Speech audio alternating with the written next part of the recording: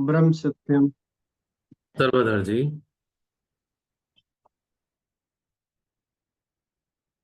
महाराज जी की जीवन गाथा, महाराज जी की साखी आपकी सेवा में रख रहा हूं। आपने अनेक बार सुनी होगी, लेकिन गीता में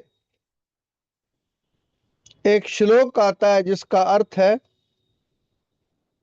हे राजन, हरि के उस अद्भुत रूप को बार बार याद करके मुझे महान आश्चर्य होता है और मैं बार बार हर्षित होता हूं। यानी सत्पुरुषों के जीवन की ओर देखना, उससे एक तो बड़ा आश्चर्य होता है और हर्ष का भी विषय है। दूसरा, उनकी जीवन गाथा को सुनना पढ़ना एक प्रकार से उनके दर्शन करना है। महाराज जी का जन्म 9 मगर 24 नवंबर 1903 को गंगोटिया ब्राह्मणा नामक गांव में हुआ, डिस्ट्रिक्ट रावलपिंडी, पाकिस्तान। गुरुदेव के बचपन और यौवन इसी स्थान पर गुजरे। महाराज जी के बचपन का अधिकतर हिस्सा गंगोटिया में गुजरा। गंगोटियां 3 थी। महाराज जी गंगोटियां ब्राह्मणा को पवित्र कर गए। इसकी घाटियों और जंगलों में आपने अपने दिन काट दिए, रातें बिता दी। भूख, प्यास और नींद से बेसुध होकर आदरणीय नरेंद्र जी जिंदल एक जिज्ञासु से एक बार मिले। संत तो मैं नहीं कहूंगा, वो उन्होंने काफी जीवन का एक अच्छा हिस्सा तपस्या में गुजारा। उन्होंने अपना एक अनुभव आदरणीय जिंदल साहब से साझा किया कि भूख पर भी नियंत्रण हो जाता है, प्यास पर भी कुछ हद तक नियंत्रण हो जाता है, मगर नींद पर नियंत्रण पाना यह बड़ी मुश्किल बात है। महाराज जी का तीनों पर अधिकार था। भूख, प्यास और नींद से बेसुध होकर, अपने शरीर से बेखबर रहकर, घने पेड़ों की छाया में आपने उम्र काट दी। उर्दू के लोग इसे बेखुदी कहते हैं, यानी खुद से गाफिल हो जाना, अपनी हस्ती का, अपने शरीर का पता ही ना होना। नींद, भूख, प्यास से बेसुध होकर, अपने शरीर से बेखबर रहकर, घने पेड़ों की छाया में आपने उम्र काट दी। चाहे आंधी हो, चाहे तूफान हो, चाहे रात अंधेरी हो या चांदनी हो, गुरुदेव की रातें एकांत जंगलों में ही कटती रही। आगे पीछे की चिंता से मुक्त होकर वो अपने आप में ही मस्त रहे। कल की सोच महाराज जी ने कभी नहीं सोची। हमें तो पता नहीं कहां कहां की सोच है, लेकिन सत्पुरुष ने कल के बारे में कभी नहीं सोचा। आगे पीछे की चिंता से मुक्त होकर वो अपने आप में ही मस्त रहे। जीव जंतु भी अपना बिल बना लेते हैं। जो छोटे छोटे जंतु होते हैं, वो भी कहीं ना कहीं, आप तोते को देखो, वो किसी पेड़ के अंदर उसकी जो गांठ होती है उसके अंदर एक बिल बना लेता है। गर्ज ये कि हर चीज अपने रहने के लिए रात को कोई ना कोई जगह तलाश कर लेती है, महफूज जगह, सुरक्षित जगह, जहां वो सेफ रह सके, रात काट सके। जीव जंतु भी अपना बिल बना लेते हैं, पक्षियों के भी नीड होते हैं, और कुछ ही तो घोंसला ही बना लेते हैं।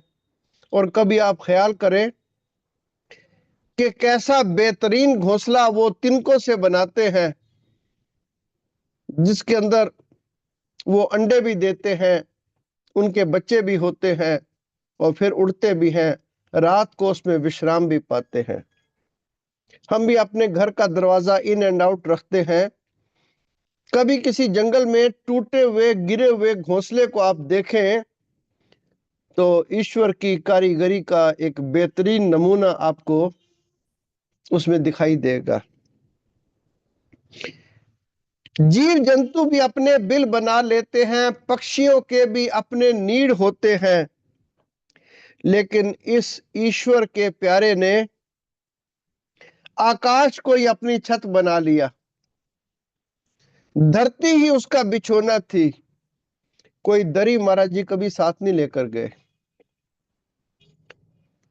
किसी ने भी उन्हें सोचते नहीं देखा कि वो क्या खाएंगे, यानी रात को खाने में क्या वो इस्तेमाल करेंगे, क्या ग्रहण करेंगे, क्या खाएंगे, क्या पहनेंगे।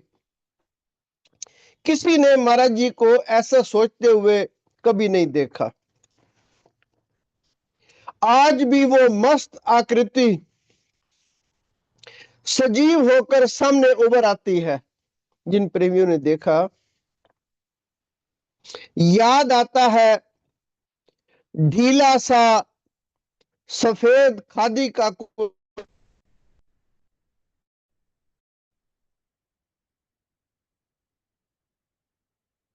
रहता था, साथ ही वो तैबंद और बेपरवाही से सिर पर रखी हुई पगड़ी। महाराज जी की पगड़ी ऐसी नहीं होती थी कि बांधने में समय लगे, बस रिवाज था उस वक्त, एक सम्मानजनक स्थिति थी कि सिर पर पगड़ी होनी चाहिए। उनका शरीर दुर्बल और अत्यंत कोमल था, जिस पर पीले और लाल रंग की आंख मिचौनी होती रहती थी। स्किन का कलर लाल होता है, मगर तप करते करते करते शरीर पीलेपन पे आ गया था। बहुत से प्रेमी जो मिलते थे वो सोचते थे कि महाराज जी को कोई पीलिए का रोग है, तपेदिक का रोग है। उनका शरीर दुर्बल और अत्यंत कोमल था, जिस पर पीले और लाल रंग की आंख मिचौनी होती रहती थी। उसमें एक अनोखी चमक थी। शरीर इकहरा और लंबा था। हाथ से छूने पर शरीर की कोमलता का सही अंदाजा लग पाता था। चरणों को छूने पर ऐसा लगता था जैसे मखमल पर हाथ रख दिए हों। जो महाराज जी के चरण स्पर्श करते थे उनमें से अधिकतर का ऐसा ख्याल था कि जैसे मखमल पर हाथ रख दिए हों। चेहरे पर अनेक भाव उभरते और लीन होते रहते थे। कभी हल्की मुस्कान खिल उठती थी और कभी प्रेम छलक आता था। कभी कभी ऐसी गंभीरता छा जाती थी कि देखते हुए डर लगता था। लगता था सारी दुनिया की उदासी सिमट कर उनके चेहरे पर आ गई है। एक बार एक प्रेमी ने पूछा कि महाराज जी कभी कभी आप बहुत उदास दिखाई देते हैं। महाराज ने कहा, प्रेमी ये विचार करते हैं कि तुम कब उठोगे, कब चलोगे और कब मंजिल पर पहुंचोगे। इस स्थिति को देखकर इनके चेहरे पर उदासी आती है। लेकिन साथ ही यह स्पष्ट था कि उस उदासी से महाराज जी का अपना कोई व्यक्तिगत संबंध नहीं था। निर्वेद का साकार रूप होता था। गुरुदेव अक्सर समाधि में प्रवेश कर जाते थे। लोग बैठे होते थे तब भी महाराज समाधि में चले जाते थे। जब कोई बातचीत नहीं करता था तो महाराज एकदम तुरंत समाधि में चले जाते थे। हमें तो एकांत में बैठने के लिए भी बड़ी कोशिश करनी पड़ती है। कोशिश करते हैं कि कहीं से कोई आवाज आए और हम उस तरफ अपना ध्यान कर लें। हरिवंश राय बच्चन लिखते हैं, बजी नफीरी और नमाजी भूल गया अल्लाह ताला। कहीं दूर नफीरी की आवाज आए कोई दूर से भी तो एकांत से हमारी कोशिश ही होती है कि किसी तरह से हम एकांत से बाहर आ जाए। लेकिन महाराज जी संगत के बैठे बैठे समाधि में चले जाते थे। उनका सिर हल्के हल्के हिलने लगता था, कमर आगे को झुक आती थी। चेहरे की क्या स्थिति होती थी उस समय नहीं कह सकते। ना निराशा, ना आशा, ना दुख, ना सुख, ना आनंद, ना विषाद। ये भी नहीं कह सकते कि वहां कोई भाव था भी या नहीं। वो मुखमंडल किसी और दूसरे लोक की कहानी कहता हुआ प्रतीत होता था। देखने वाला देखता ही रह जाता था। स्वामी रामकृष्ण परमहंस के पास विवेकानंद गए। विवेकानंद बहुत अच्छे वक्ता थे, स्वामी रामकृष्ण बहुत अच्छे वक्ता नहीं थे। स्वामी रामकृष्ण कहने लगे, नरेंद्र तुम इतने अच्छे वक्ता हो, यहां क्या लेने आते हो? स्वामी विवेकानंद कहते हैं कि महाराज मैं कुछ सुन नहीं आता, मैं बस आपको देखना रहता हूं, आपको देखना चाहता हूं और ये मन करता है कि बस आपको देखता रहूं। गोपियों का भी यही भाव होता था कि वो भगवान कृष्ण को बस देखना ही चाहती थी और उन्हें कोई दुनियादारी की कोई समझ नहीं थी। वो भगवान कृष्ण को हर समय बस देखना चाहती थी। देखने वाला देखता ही रह जाता था, लेकिन वहां से आंखें हटा पाना उसके बस की बात नहीं होती थी। सुनते आए हैं कि शरीर भगवान का मंदिर होता है। गुरुदेव के व्यक्तित्व को देखकर इस कथन की सत्यता समझ में आने लगती है। नारायण तो हमारे शरीर में भी है। भीखा भूखा कोई नहीं, भीखा भूखा कोई नहीं, सबकी गठरी लाल, गठरी खोल देखे नहीं, ए बिद भयो कंगाल।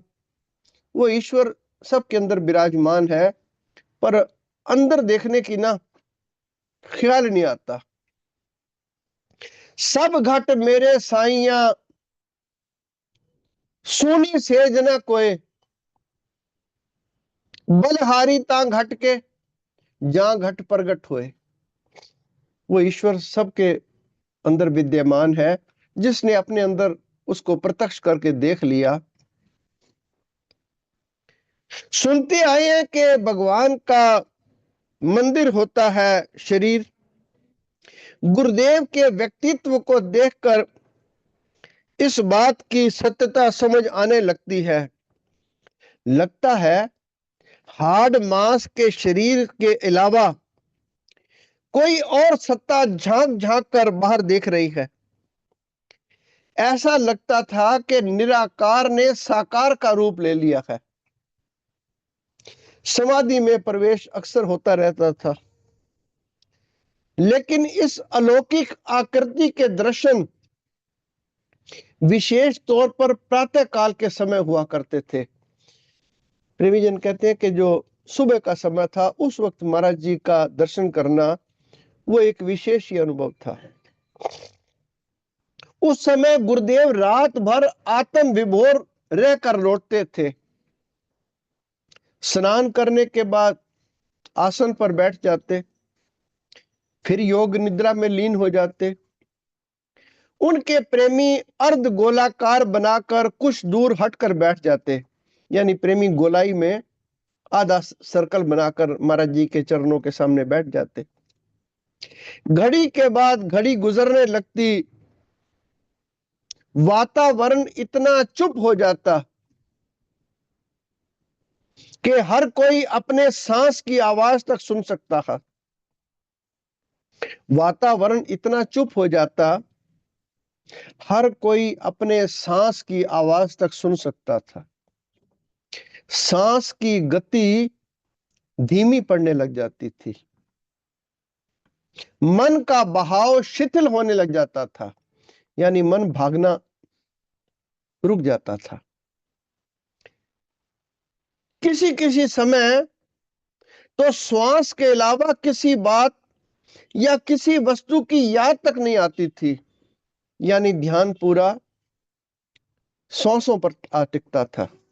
महाराज जी की नजदीकी में ऐसी अंदर बाहर की शांति के वातावरण में समय की गति का जैसे कोई पता ही नहीं चलता था। सत्पुरुषों को अकाल स्वरूप कहा गया, ईश्वर अकाल स्वरूप है।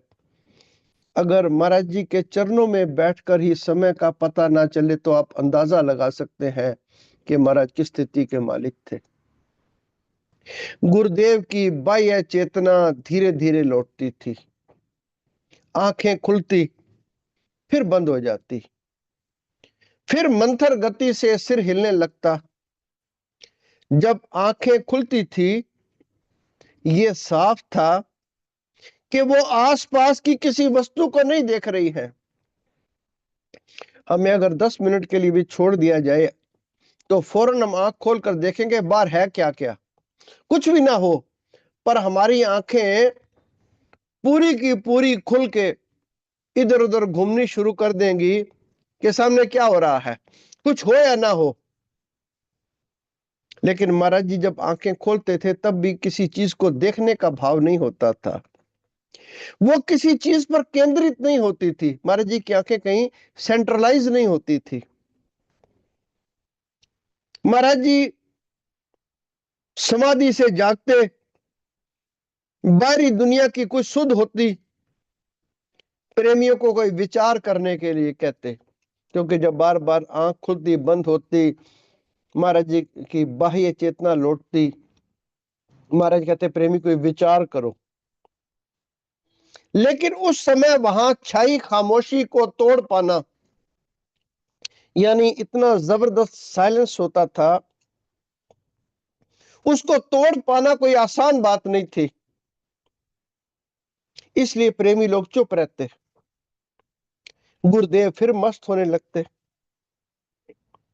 फिर आंखें खोलते, फिर विचार करने को कहते।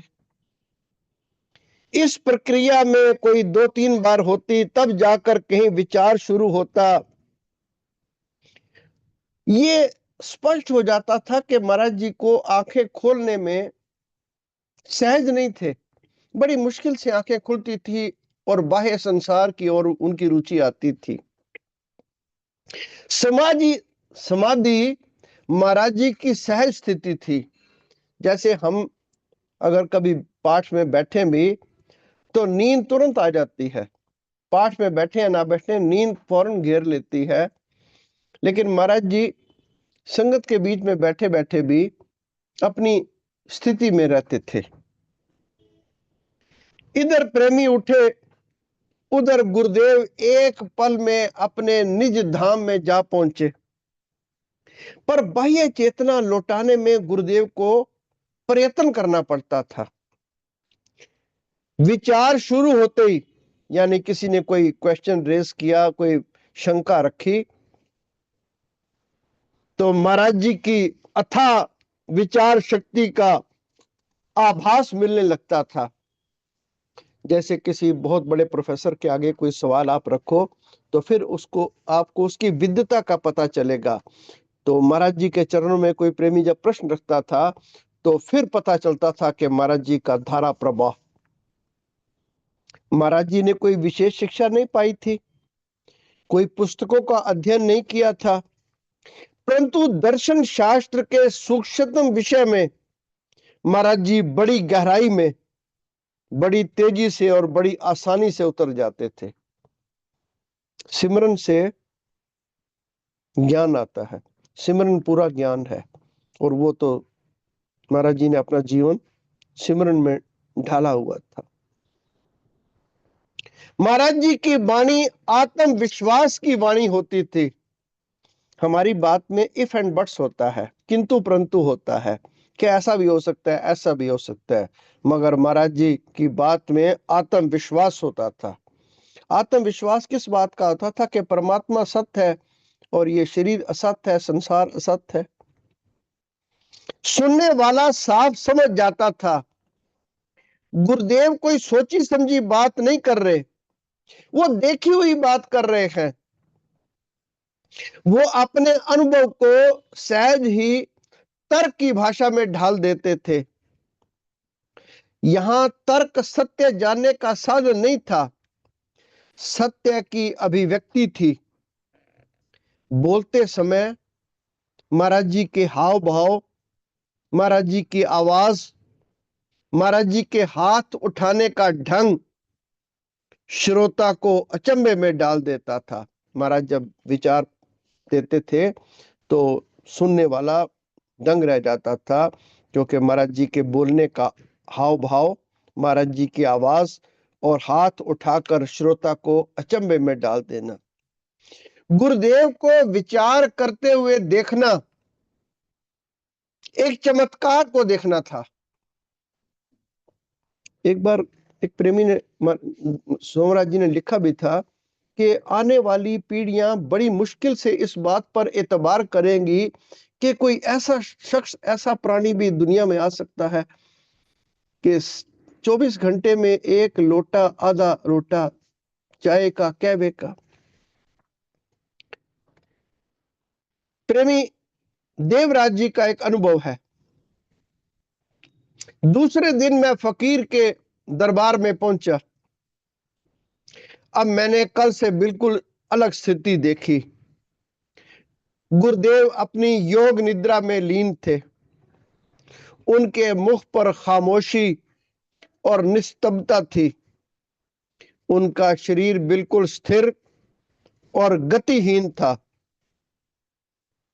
कल महाराज जी को मैंने केवल प्रेम और वात्सल्य का अवतार समझा था।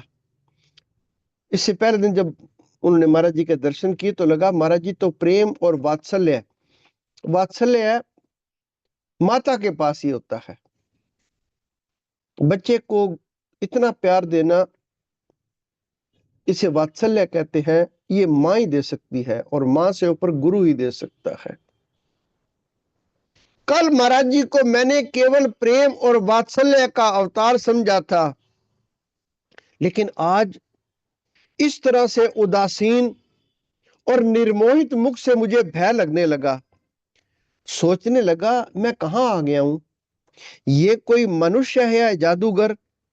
एक समय तो हल्की मुस्कान से दूसरे के ऊपर अपना पूरा अधिकार कर लेता है और दूसरे समय भयंकर उदासीनता अपने चाहने वालों के लिए एक डर की चीज बन जाता है।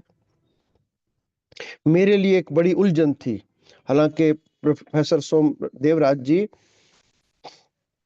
बहुत विद्वान थे, दर्शन शास्त्र के वो माहिर थे। मुझे गीता में अर्जुन की उस मानसिक स्थिति का अर्थ समझ में आने लगा। उन्होंने कहा उस वक्त जब महाराज जी को देखा उस स्थिति में, तो अर्जुन की वो स्थिति का अंदाजा हुआ जब अर्जुन को भगवान कृष्ण ने अपना विराट रूप दिखाया। लेकिन कुछ मिनटों के बाद ही महाराज जी के चेहरे से वो गंभीरता धीरे धीरे कम हुई। महाराज जी गुरुदेव मुझसे बात करने लगे। बातचीत दर्शन के गंभीर विषयों पर पहुंच गई।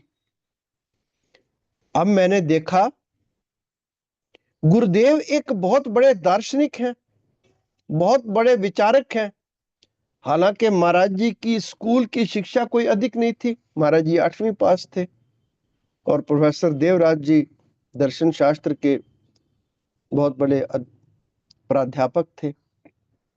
उन दिनों मैं दर्शन शास्त्र का विद्यार्थी था, अपने आप को आसानी से मात खाने वाला नहीं समझता था। मैं जो प्रश्न करता था, गुरुदेव उसकी जड़ में पहुंचकर मेरी सब शंकाओं को दूर कर देते थे। जिस पुरुष ने कोई लंबा चौड़ा अध्ययन न किया हो, उसकी इस कदर गहरी सूझबूझ ने मुझे आश्चर्य में डाल दिया। उन्होंने बताया, महाराज जी ने बताया, ईश्वर मेरी एक बेख्वाहिशी और समता स्थिति का नाम है। बेख्वाहिशी यानी जब कोई इच्छा ना रहे, जिनको कुछ ना चाहिए वो शहन के शाह को शाह, निष्काम अवस्था। उन्होंने मुझे बताया, ईश्वर मेरी ही एक बेख्वाहिशी और समता स्थिति का नाम है, यानी बुद्धि समभाव में आ जाए। इससे मेरे शरीर में आशा की एक लहर दौड़ गई। गुरुदेव की बौद्धिक प्रतिभा का अनुमान मैं उस समय बड़ी आसानी से लगा सकता था, लेकिन जिस बात ने मुझे सबसे ज्यादा प्रभावित किया, अपनी बात कहते हुए गुरुदेव अपने सिद्धांत पर पूरा विश्वास होने की वजह से उत्साह और जोश से भर जाते थे। मैंने भी इकोनॉमिक्स थोड़ी सी पढ़ी है। मैंने बड़े बड़े जो लेखक हैं उनको देखा, वो किंतु परंतु बहुत लगाते हैं। फिर वो उनका एक सेंटेंस होता है, if other circumstances remaining the same, अगर सब कुछ ऐसे रहा तो ऐसे हो जाएगा, उनका यह भाव होता है। लेकिन प्रोफेसर देवराज जी कहते हैं कि महाराज जी कोई किंतु परंतु नहीं, निश्चित तौर पर यही बात है और यही असलियत है। इस बात को महाराज बड़ा जोर देकर कहते थे। महाराज जी के गले से एक चीख निकल जाती थी, यानी अगर आप किसी को बात कहें कि नहीं बिल्कुल यही बात सही है, तो आपकी बात में दम आ जाता है। देवराज जी कहते हैं, गुरुदेव के मुख से एक चीख सी निकल जाती थी। वो अपना हाथ उठाकर अपने बात की सच्चाई को समझा जाते थे। उनके शब्दों में निश्चय और विश्वास था। मेरी नजरों के सामने जर्मनी के महान विचारक हेगल और वर्तमान समय के सबसे बड़े दार्शनिक बर्टन रसल घूम गए। इन दोनों दार्शनिकों ने भी अन्य विद्वानों की तरह अपना दर्शन और संदेश लिखते हुए हर जगह हिचक और संकोच से काम लिया है। वो किसी भी निष्कर्ष पर पहुंचते हुए आखिर में लिख देते थे, ऐसा प्रतीत होता है, इट लुक्स लाइक दैट। मैं सोचता था, विश्व के श्रेष्ठतम विचारक बर्टन रसल बहुत अधिक चिंतन के बाद भी किसी ऐसे परिणाम पर नहीं पहुंच सकते जिसकी सत्यता में उन्हें रत्ती भर भी शक न हो। इसका साफ अर्थ है, मानव बुद्धि सत्य को समझने में सदा असमर्थ रही है। ईश्वर की जब उपमा, महाराज जी आपने कई बार सुना होगा, कितनी नम्रता से गहराई से महाराज जी ईश्वर की उपमा करते हैं। लेकिन फिर महाराज जी कह देते हैं कि अंधमत मूढ़ा। इतने बड़े ऊंचे विचार रखने के बाद भी महाराज जी अपने आप को कई बार महाराज जी ने अंधमत मूढ़ा, अंधमती लिख दिया। और मेरे जैसा तो महाराज जी की जीवन गाथा पढ़ते पढ़ते ही सोचने लग जाता है कि मैं तो कुछ समझदार हो ही गया हूं। पर ऐसा समझना ये नालायकी की पराकाष्ठा है। अगर कुछ शब्द ठीक निकल जाता है महाराज जी के जीवन के बारे में, तो ये उनकी कृपलता जानिए, उनकी दयालुता जानिए। मैं जो आपके सामने रख रहा हूं आपके चरणों में, मैं अपना आप अंदर धोने के लिए इस जीवन गाथा को ऐसे पढ़ना चाहता हूं। मन, क्योंकि समय की पाबंदी होती है, मन ये करता है कि एक पंक्ति को एक बार नहीं बहुत बार पढ़ा जाए और एक ही पंक्ति पर टिक जाया जाए।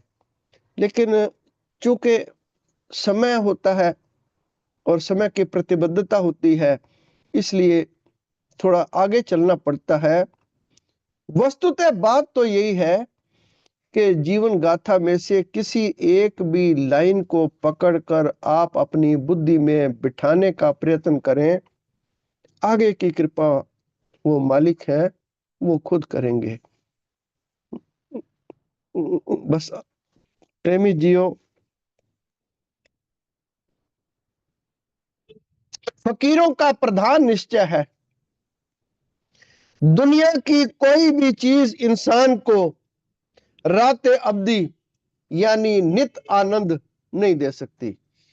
अब इस बात में महाराज जी की फिलॉसफी का पूरा निचोड़ आ गया कि फकीरों का प्रधान निश्चय है, दुनिया की कोई चीज इंसान को रात अवधि यानी स्थायी शांति नहीं दे सकती। इसके उल्ट यहाँ का हर सामान रंजो गम के देने वाला है, यानी सिवाय दुख के रंचक मात्र सुख नहीं, इस कूड़ जगत भरवास। इसके उल्ट यहाँ का हर सामान रंजो गम के देने वाला है। अगर मनुष्य इन मादी लवाजमात से मुख मोड़ ले, यानी अगर इधर से मुंह मोड़कर मुंह अंदर की तरफ कर ले और महाराज जी के वचनों को गौर करे, तो हुक्म ये है, आशीर्वाद ये है, सच्ची दरवाज खुशी के दरवाजे उसके लिए हमेशा खुले हैं।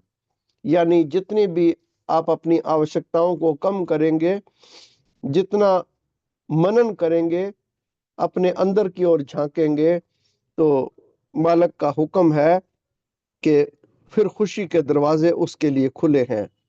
ये एक जबरदस्त हकीकत है, ये महाराज जी के शब्द हैं। सच तो ये है कि उनके इस विश्वास और निश्चय ने मुझे सबसे अधिक अपनी ओर खींचा। ओम ब्रह्म सत्यम सर्वबाधा।